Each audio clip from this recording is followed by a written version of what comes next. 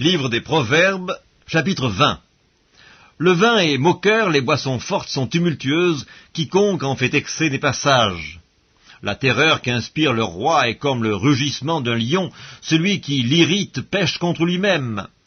C'est une gloire pour l'homme de s'abstenir des querelles, mais tout insensé se livre à l'emportement. À cause du froid, le paresseux ne laboure pas. À la moisson, il voudrait récolter, mais il n'y a rien. Les desseins dans le cœur de l'homme sont des eaux profondes, mais l'homme intelligent sait y puiser. Beaucoup de gens proclament leur bonté, mais un homme fidèle, qui le trouvera? Le juste marche dans son intégrité, heureux ses enfants après lui. Le roi, assis sur le trône de la justice, dissipe tout mal par son regard. Qui dira « J'ai purifié mon cœur, je suis net de mon péché » Deux sortes de poids, deux sortes d'effats sont l'un et l'autre en abomination à l'Éternel. L'enfant laisse déjà voir par ses actions si sa conduite sera pure et droite. L'oreille qui entend et l'œil qui voit, c'est l'Éternel qui les a faits l'un et l'autre. N'aime pas le sommeil, de peur que tu ne deviennes pauvre. Ouvre les yeux, tu seras rassasié de pain. Mauvais, mauvais, dit l'acheteur, et en s'en allant, il se félicite. Il y a de l'or et beaucoup de perles, mais les lèvres savantes sont un objet précieux.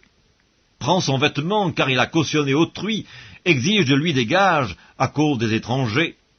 Le pain du mensonge est doux à l'homme, et plus tard sa bouche est remplie de gravier. Les projets s'affermissent par le conseil, fais la guerre avec prudence. Celui qui répand la calomnie dévoile les secrets, ne te mêle pas avec celui qui ouvre ses lèvres. Si quelqu'un maudit son père et sa mère, sa lampe s'éteindra au milieu des ténèbres. Un héritage promptement acquis dès l'origine ne sera pas béni quand viendra la fin. Ne dis pas « je rendrai le mal », espère en l'Éternel et il te délivrera. L'Éternel a en horreur deux sortes de poids et la balance fausse n'est pas une chose bonne. C'est l'Éternel qui dirige les pas de l'homme, mais l'homme peut-il comprendre sa voie? C'est un piège pour l'homme que de prendre à la légère un engagement sacré et de ne réfléchir qu'après avoir fait un vœu.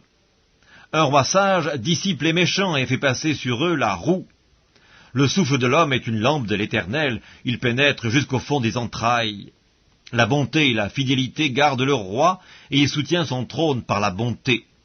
La force est la gloire des jeunes gens et les cheveux blancs sont l'ornement des vieillards.